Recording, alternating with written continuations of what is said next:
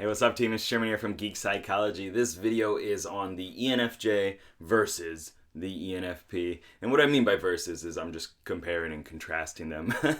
Hopefully it'll help you out if you are one of the people that are like, I don't really understand the difference, and I don't know if I'm an ENFJ or an ENFP, or I don't know if my partner or friend or coworker or whatever is an ENFJ or an ENFP. First, I want to talk about the RPG kind of model that I like to use, kind of with some experimental names, but it's okay. You can let me know your input on it too.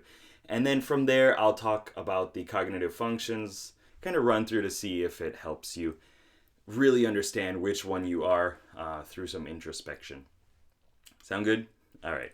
So first of all, like as always, gotta start with like why this is important. And I think it's because I think there's confusion that comes from having the same letters in the same code. Like if you look at the MBTI code, ENFJ, ENFP, that sounds like there's a lot in common. And there is a lot in common, but once you like take it apart, you find that they actually don't share any of the same functions within consciousness. And it's not usually the same go-to tools. Let's just first talk about like those three letters, okay? So E, extrovert, both are getting energy from the outer world. That's kind of how they recharge, by being outside of themselves, kind of. And then from there, you have N, intuition. So both of these types are going to be about ideas and the abstract nature of things, not necessarily the firm, concrete, sensory-based aspects, the taste and touch and stuff like that, but it's what comes from there, the patterns behind the scenes and kind of filling in the blanks, but they do it in different ways. And then from there, also feeling, they're both in tune with the human-centric component. They're thinking about the people, man, the people, the hearts, right? The how their actions affect other people, or how other people affect themselves in their heart, in their soul. Okay, so like I said, though, they do come at different angles. Their orientation of those functions are different. So let's start out with the RPG model that I just like so much. So imagine there are two classes. Let's just stick with two. So imagine they're in an arena or something like that, right? With the ENFJ, the leader of the whole thing is this unifying cleric style. They're kind of more up close, kind of paladin-esque, and they're ready to actually get into the mix with their heart, right? And that's how they're healing people while being up close and actually getting that real impact, right? And then from there, the support or the companion kind of function, which it sounds strange to call it the support, but within the mental model, that's kind of how it's working. I like to think of it as an insightful, unseen, or hidden kind of character. Kind of, it could be a rogue, it could be a sniper or something like that. I used to call them sentinels. So it's kind of this character that is in the back and playing kind of long distance, right? And seeing where things are going and kind of predicting where they need to be, premeditating where they need to be in order to get to get their goal, right? In this case, it's to unify people through insights. If you're thinking about the ENFP though, and the flippy floppiness of intuition and feeling, the ENFP leads with intuition. So they lead with their ideas instead of that feeling-based component, right? So I like to think of NE, their leading function, as this innovative gunner style. Tons of different weapons, like unlimited ammo, just to shoot everything that comes out, spread all these ideas, all these bullets out, and kind of create change and play with it as they're doing it, right? They're very lively, energetic, and kind of outgoing in that sense. And then the support for that, or the companion within that, like the first two functions, is, and I'm still playing with the names here, some sort of like karmic empath or empathic priest. So it's a longer range healing. And what I mean by that is it's kind of more protected. The healing, like the heart for an ENFP is in. It's covered, it's protected. It might not always look like it, but it is. Like their true values and ideals are largely kind of kept in there. Whereas the ENFJ, it's kind of like they wear their heart on their sleeves, right? It's AoE healing and expressing and emoting things. And so you have that different kind of vibe. So with the ENFP, the healer's in the back and putting shields on the gunner who is out in the front and just playing with ideas and shaking up the situation, throwing down some AoE and just kind of creating chaos a little bit, right? There are more components within it, but that's kind of how you could imagine it with some RPG symbolism and analogies, all right?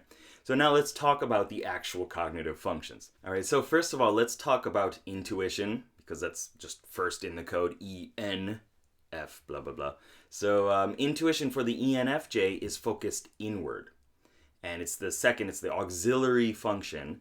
And what it is, it's taking abstract ideas, it's taking their insights and images and symbols and stuff like that and kind of synthesizing them to get this one clear understanding of where things are going and thinking more about the probability of things actually coming true. And in order to do that, they shift perspectives a lot. They kind of change. They go up at different angles. If you're imagining that unseen character, that insightful unseen character, they're able to change their position within the battle, right? They can shadow step from one place to another. They can go up to a higher elevation and kind of see things from different angles, different perspectives.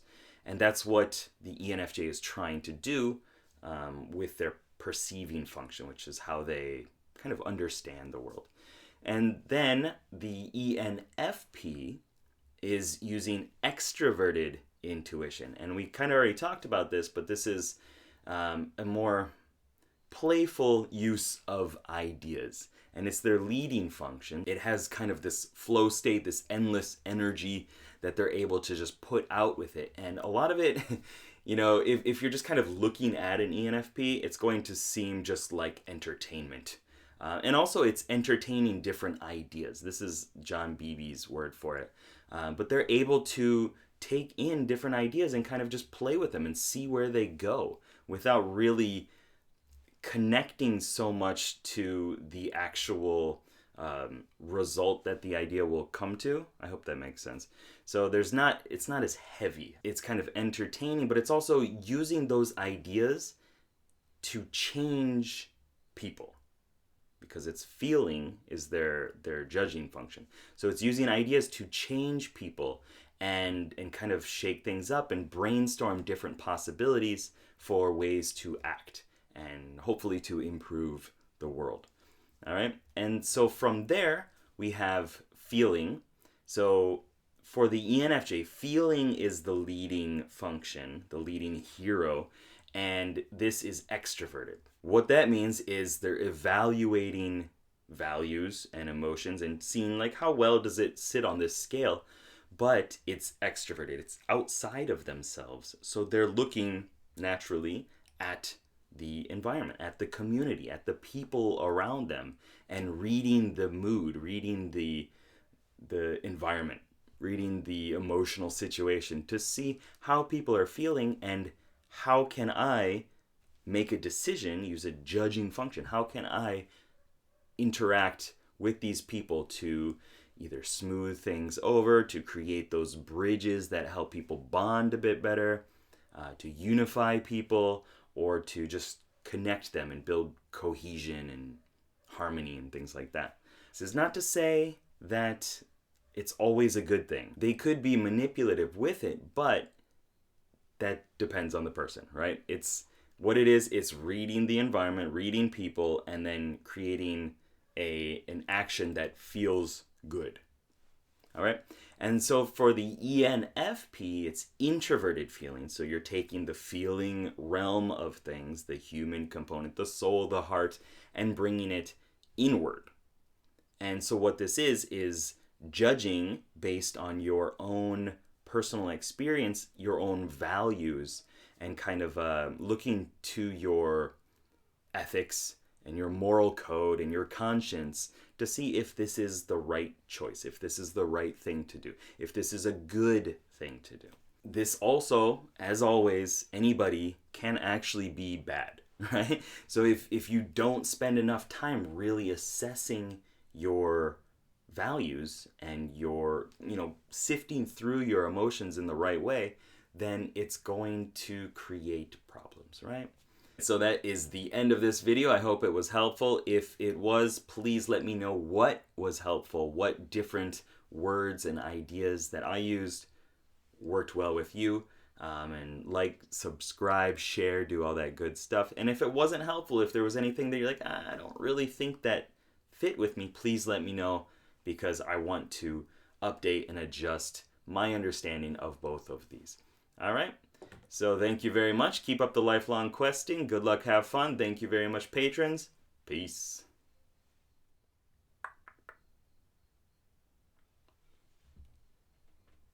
That's a weird face.